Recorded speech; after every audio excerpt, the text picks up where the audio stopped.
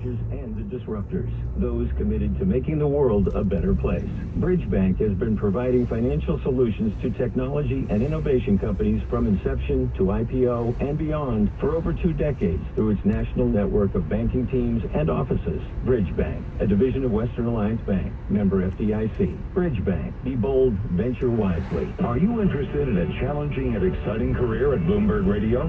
Visit Bloomberg.com/careers to view our current job opportunities. Bloomberg Radio is owned and operated by Bloomberg LP and is an equal opportunity employer. Visit Bloomberg.com/careers.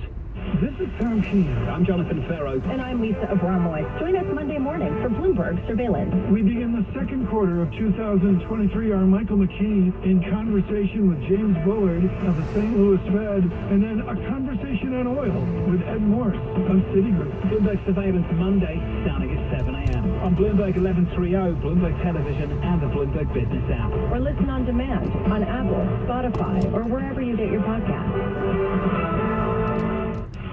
Bloomberg Radio is where you are. Get live business news and market headlines from anywhere, 24 hours a day, via your mobile device. Listen on the iHeartRadio app, tune in, the Bloomberg Business app, and Bloomberg.com.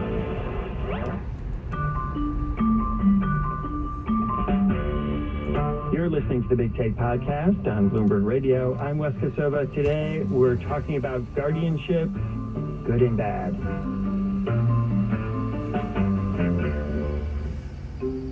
Guardianships in the U.S. are intended to help those who are judged to be unable to help themselves. But in reality, it doesn't always work that way. They defrauded nearly 1,000 of their clients out of nearly $12 million, and nobody noticed. That's Bloomberg Law's chief investigative reporter, Ronnie Green. He spent months digging into how guardianships work with legal reporter Holly Barker.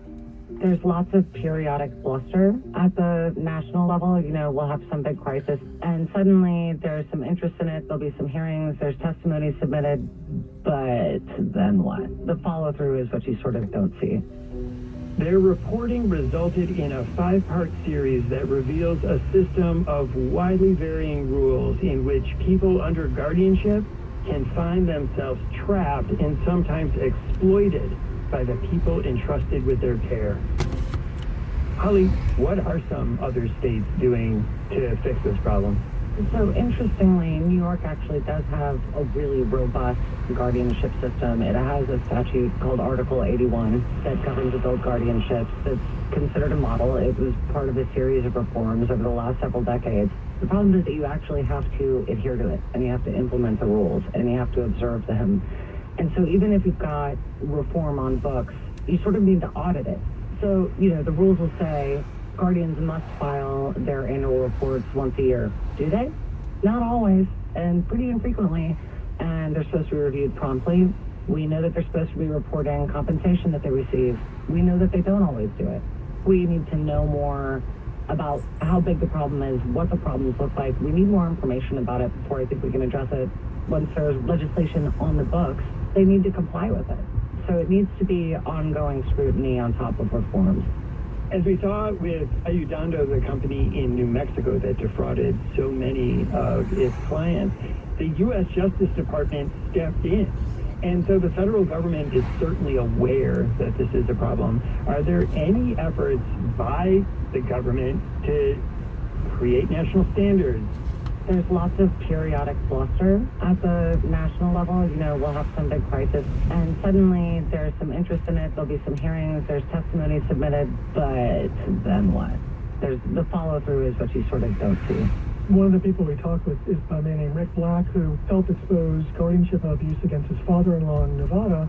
He's a former corporate executive who has become a full-time guardian reformer. He has studied thousands of cases across the country, and he helped lobby, in public hearings for reforms in Nevada that actually passed.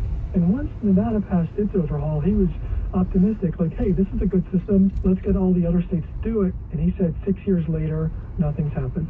So other states have not taken up the mantle, and it just shows that these cases have not become a priority. And our hope is that by putting so much attention to this story, that this will spotlight the gaping need for reform, and maybe there will be some changes that will be meaningful. We certainly keep on top of the story and see what happens next. Ronnie Green, Holly Rucker, thanks so much for speaking with me today.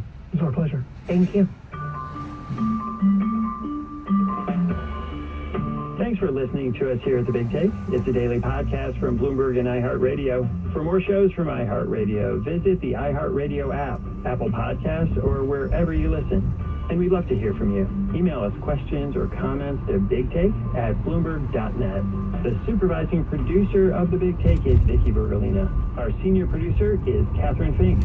Our producers are Mo Barrow and Michael Falero. Raphael Amsili is our engineer. Our original music was composed by Leo Sidran. You're listening to The Big Take podcast on Bloomberg Radio. I'm Wes Kosova. Stay with us. Today's top stories and global business headlines are coming up right now.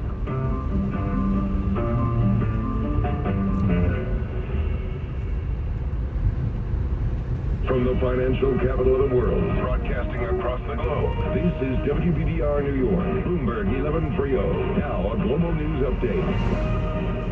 The death toll from a rash of tornadoes across the South and Midwest Friday is rising to at least 18. This comes after 7 additional weather-related fatalities were reported out of McNary, Tennessee, around 110 miles east of Memphis. Other deaths were previously confirmed in Arkansas, Alabama, Illinois, Indiana, and Mississippi. One man described the moment the storm came down.